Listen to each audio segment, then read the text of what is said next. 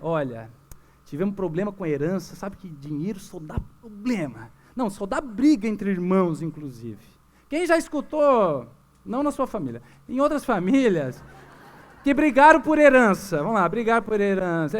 Dinheiro só traz problema. Sabe o que é de uma coisa? Melhor ser pobre para não se incomodar, né? Então, vem essas crenças e, de alguma maneira, claro que isso vai afetando. Porque, como falou muito bem a Lante, a gente vai aprendendo o nosso inconsciente pelo correto, ser reconhecido pelos pais, ou a gente quer evitar o castigo. Bom, se minha mãe é gastadora, o meu pai também, eu também eu vou estar sendo parecido com ele e vou ter a aprovação dele. Vai que eu fique mais rico que o pai. Ai, que coisa. Será que eu vou estar desrespeitando ele? Então, às vezes, por fidelidade aos mandatos familiares, a gente faz um voto de pobreza. Isso é muito sério. Por fidelidade, por lealdade aos mandatos familiares, a gente faz um voto de pobreza inconsciente. Então fale para sua dupla, você merece ser rico. Em respeito aos pais. Eu falei, nós vamos estar tocando em vários pontos. Talvez não seja confortável. E um 25% é inconsciente coletivo. O inconsciente coletivo, que é esse mar que Jung falava muito, que nos afeta, agora sim, na América do Sul, o que aconteceu? Portugueses e espanhóis invadiram, os nativos que tinham ouro, minérios, foram mortos. Então veio a ideia, faz todo mundo assim, ó, todo mundo. A ideia é que dinheiro e desgraça estão associados. Dinheiro e desgraça estão associados. E os nossos imigrantes italianos, germânicos, quando chegaram aqui, gente, passaram muito trabalho, passaram fome. Esses dias estava dando uma formação de coaching em Nova Veneza, eles comentaram, olha, prometeram para os nossos ancestrais terras para plantar. Chegaram aqui, era uma selva. Até nós conseguir plantar. Abriu um mato, a gente passou muita fome, muito trabalho. Para construir uma casa de pedra lá, levaram 14 anos. Então, está associado, olha lá, todo mundo aqui, ó, dinheiro com sofrimento. Até a palavra trabalho vem do latim, tripalium, e a gente associa dinheiro com trabalho, que era um instrumento de tortura. E para piorar, a parte religiosa, mal interpretada, que quem não escutou aqui a famosa parábola, é mais fácil um camelo passar pelo buraco da agulha do que um rico entrar no reino dos céus. Interessante que quando eu escutei essa parábola, me deu um choque no subconsciente. Faz assim, todo mundo assim, ó. Deu um choque. Eu perguntei para 10 pessoas, não sabiam o que significava isso. Eu pensei, não, então o rico não é uma pessoa abençoada. Até que teve um professor meu, que era um frei, e ele explicou, olha, é o seguinte, as agulhas são as entradas de Jerusalém. Nessa altura, para um camelo passar ali, tem que passar de joelhos. Então imagina a dificuldade que é. Então para você pode ser próspero, mas não perca a capacidade de se ajoelhar, ser humilde e não vendo os seus valores. Uau, né?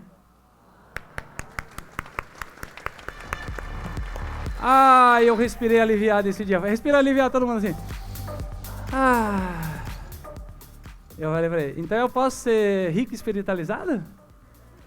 Fala pra sua dupla assim com um sorrisão. Eu posso ser rico e espiritualizado? Tem nada de errado não, fala, tem nada de errado não. Fala, você rico vai ajudar mais pessoas. Isso é tão certo que os judeus, por exemplo, eles têm a cultura que riqueza salva vidas, é uma bênção. Bom, quem assistiu o filme A Lista de Schindler? Então vimos que ele salvou 5.000 judeus porque tinha dinheiro. Então, por isso que eles são muito ricos, porque eles não têm essa associação que ser pobre é uma bênção espiritual. Então a gente tem que limpar isso. Se a gente carrega esse inconsciente coletivo e todas essas causas, isso vai afetar a nossa vida. Tem sentido isso? Então fala para a sua dupla, você merece ser próspero e rico!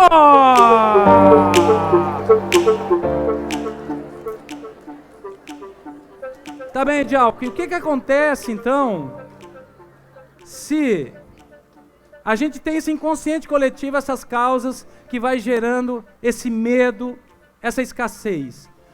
Vai acessar o que nós chamamos o cérebro da sobrevivência. O cérebro da sobrevivência é o tronco cerebral, é o hemisfério esquerdo, sistema límbico, que vai atuar pelo medo, pela ansiedade. E isso, claro, vai gerar mais escassez na nossa vida. Então imagina o seguinte, tem uma situação na nossa vida, por exemplo, uma situação hipotética, um paciente desmarca uma consulta. Aí tem uma interpretação dessa realidade. Nossa, e agora? Como é que eu vou ganhar dinheiro para pagar minhas contas? Vem um pensamento negativo, porque eu já estou acionando o cérebro da sobrevivência, que veio dos meus ancestrais que falavam, meu filho, guarde, que no futuro pode faltar. Quem já escutou isso? Gente, eu conheço, sem brincadeira nenhuma, pessoas que têm patrimônios de 5 milhões de reais e não gastam nada por medo de faltar no futuro. Então, é incrível isso, como fica arraigado o trauma da miséria. E aí ativa o cérebro do sobrevivente e libera mais cortisol. O que faz o cortisol? Todo mundo comigo aqui, ó. Aumenta a frequência cardíaca, faz assim. Vai para cima, assim, isso. Aumenta a pressão arterial. Diminui o sistema imunológico. Aí a gente vai bombear mais sangue para os grandes músculos, por reflexo de estresse, que é o estresse para eu fugir ou atacar, que os nossos ancestrais precisavam, claro, de vez em quando, para caçar, para fugir de um animal selvagem, mas agora a gente está funcionando o dia todo em aflição, preocupação e ansiedade. Aí quando tem outra situação, o que acontece? Ativa os sabotadores internos, a gente está mais crítico, e aí, por exemplo, a secretária faltou, ai, tá vendo? Sabia. Quando é para vir, vem tudo? Vocês já pensaram isso, eu sei disso. Então, qual seria agora, aquilo que falou muito bem a Shirajan, a escolha? Vai lá, todo mundo aqui, a escolha, vai assim. Não, mas faz aí o barulhinho, vai. Muito bem. Eu ia entrar no círculo virtuoso. O que é o círculo virtuoso? Tem a mesma situação, pode ter a mesma situação. O que vai acontecer? Eu vou ter uma interpretação diferente. Por exemplo, faltou o paciente. O que eu posso pensar positivo disso? Bom, pedir um feedback, vou ver o que eu posso melhorar meus serviços, aproveitar esse tempo para planejar, e aí eu vou ativar o cérebro da prosperidade. Respira fundo comigo, todo mundo aqui. Você acabou de liberar serotonina e endorfina. Olha para o colega do lado aí se ele está com uma cara de prazer. Pergunta para ele, foi bom para você? Para mim foi ótimo, fala, para mim foi ótimo. Aí é o famoso, é o estresse, né? Que é o estresse positivo. Claro que tem o estresse positivo, a gente necessita disso durante o dia. Só que aí não vai fazer aqueles sintomas. O que vai acontecer? Se eu estou mais relaxado, faz assim comigo aqui. Baixa a frequência cardíaca. Todo mundo, gente. Aqui, ó, sistema assim, baixa a frequência cardíaca, baixa a pressão arterial, melhora o sistema imunológico. Você fica mais criativo. Se tiver situações desafiantes, o que você vai fazer? Vai estar com uma mente mais positiva, vai ativar o seu sábio interno e você vai estar mais apto para resolver os problemas. Então, qual que a gente escolhe ativar aqui? Bota a mãozinha aqui, sabotador interno, sábio interno. Qual que você escolhe? Muito bem, fala para a sua dupla aí, você merece ser um sábio próspero. Bom, Dialco, você falou que ia fazer alquimia hoje, agora sim eu vou entrar na alquimia. Terra, água, ar e fogo. É uma fórmula mágica, tá? Você somando ali o PP, o CE, PT, RS, vai dar uma alquimia. Mas o mais importante desses 4 elementos é entender que a terra vai dar uma estrutura, a água vai dar energia, isso aí já falou antes o suficiente, o ar vai dar consciência e o fogo vai dar a magia. Então não faz assim comigo aqui. Eu mereço atrair prosperidade magicamente. Será que você quer mesmo? E a primeira estratégia para acionar o nosso cérebro da prosperidade chama-se posturas de poder. O que são as posturas de poder?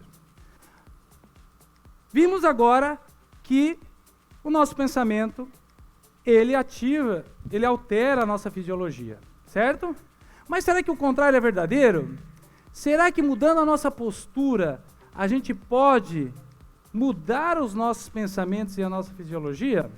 Então, a pesquisadora, psicóloga social, Amy Cuddy, pesquisou o seguinte, que no reino animal, os que são líderes alfa, eles têm uma atitude de expansão. Faz todo mundo assim.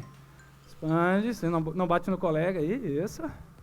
Isso aí, você está se sentindo alfa. E fala para sua dupla assim, eu estou me sentindo alfa, fala. Isso. Ai, que medo que eu tô. E ela observou que nos seres humanos é parecido. Tanto é que quando a gente ganha uma competição, o que a gente faz aqui? Yeah! É hoje! Ó, olha aí o Rafael Nadal, o Usain Bolt. O mais importante é que Jessica Tracy, ela pesquisou cegos de nascença, pessoas com dificuldades visuais, mesmo eles sem nunca terem visto alguém fazer isso, quando eles têm uma vitória, eles fazem isso e ela é um pouco o queixo. Então, é algo que já vem da nossa genética, da nossa ancestralidade, essas posturas de poder. Então, o que ela pesquisou? Mas qual seria o contrário?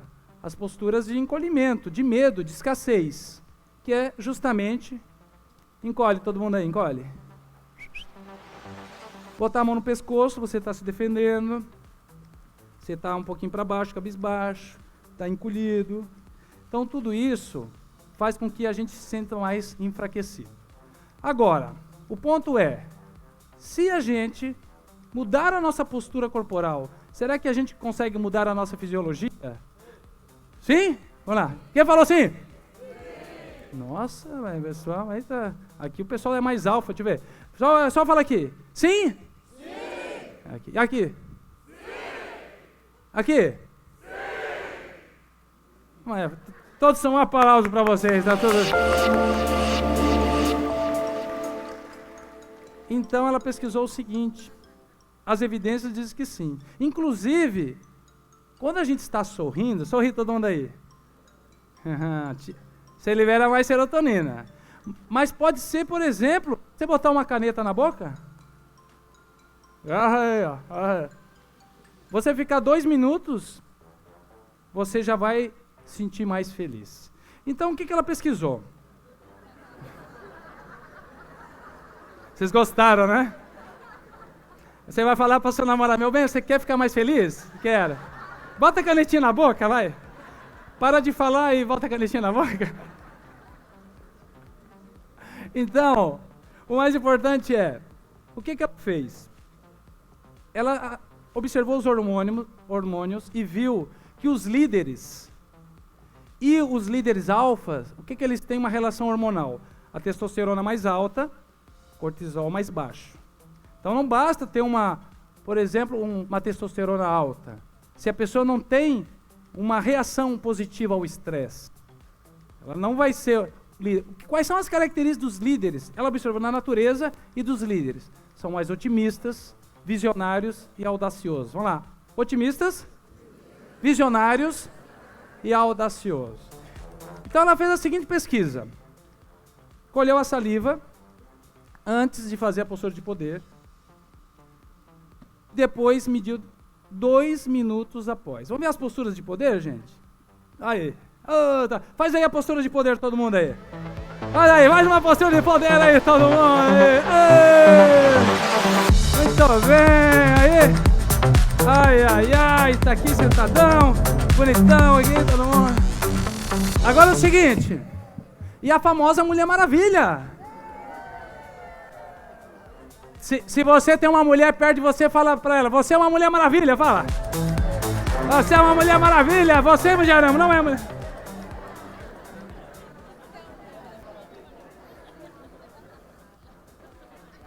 Virou bagunça? Ó, postura de poder. 2 minutos, ela observou, pediu aleatoriamente para candidatos fazer a postura de poder.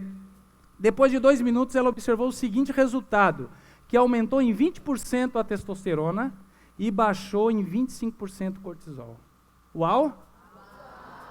Aí ela pediu, esses mesmos candidatos, aleatoriamente, em outro momento, mediu a saliva, a testosterona, fez a postura de escassez, 2 minutos depois, mediu também como que estava a testosterona e o cortisol, e aconteceu o seguinte, na postura de escassez, baixou em 10% a testosterona e aumentou em 15% o nível de cortisol.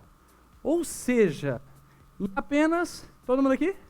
2 minutos. De álcool, tudo bem. Algo imediato, entendi. E para a nossa vida? Isso vai ter algum resultado para a nossa vida?